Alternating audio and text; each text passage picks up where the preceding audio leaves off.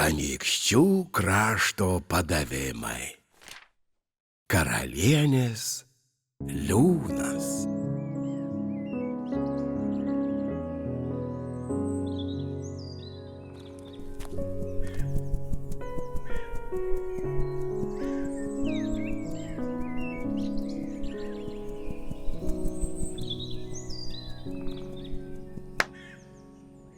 Gyveno kartą pikta karalienė.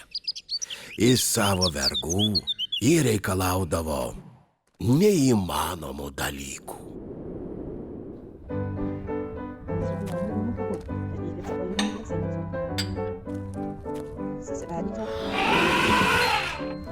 Vieną kartą karalienė liepė pastatyti tokią aukštą pilį, kad jos viršūnė skrostų debesis.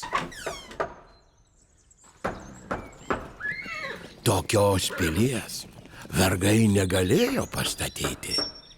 Daug akmenų ir molio prisivežė, plušo per dienas, naktis.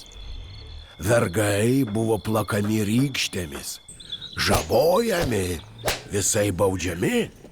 Pritrūko kantrybės vergams.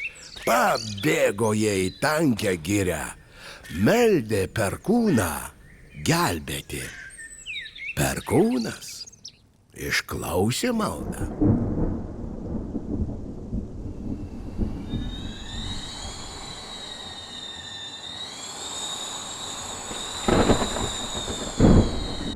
Sviedė žaibus į karalienės palocus ir sunaikino dvarą.